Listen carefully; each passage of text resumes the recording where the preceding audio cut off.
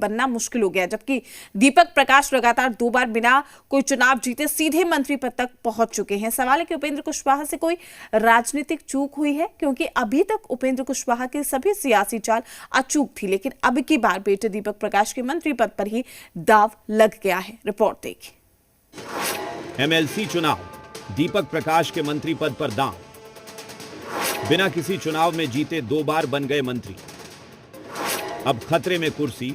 उपेंद्र कुशवाहा की अब क्या होगी रणनीति? बिहार की राजनीति को समझना आसान नहीं है।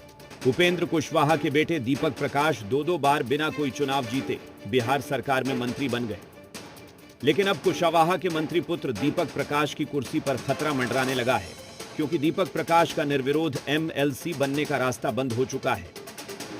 दरअसल बिहार में एमएलसी की एक सीट पर उपचुनाव है।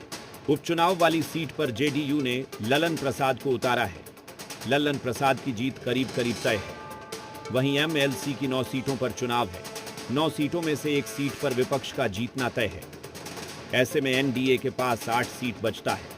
8 सीट पर बीजेपी के 4, जेडीयू के 3 और एलजेपी आर के एक प्रत्याशी मैदान में है। यानी मंत्री दीपक प्रकाश का विधान परिषद पहुंचना इस चुनाव में मुश्किल लग रहा है। जिन्होंने वादा किया था भारतीय जनता पार्टी से मर्ज करने की पार्टी, वो न बताएंगे कि उनके बेटा को ले रहा है कि नहीं। सवाल ये है ना, उसमें मेरा क्या है? उनका आंतरिक मामला है। ये तो हमारे बीच का मसला है। हमारे गठबंधन में सब मंगल है, लेकिन दूसरी ओर जो सवाल उठा रहे हैं, पेट में दर्द हो तो सर दर्द की दवा से ठीक नहीं होता है।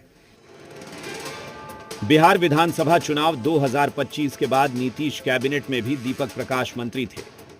फिर सम्राट कैबिनेट में भी दीपक प्रकाश पर मेहरबानी जारी रही, लेकिन अब कुशवाहा के मंत्री पुत्र दीपक प्रकाश के साथ लग रहा है खेला हो गया है। हालांकि बीजेपी का दावा है कि एनडीए सभी 10 सीट जीतेगी। एनडीए में दीपक प्रकाश मंत्री बन गए हैं।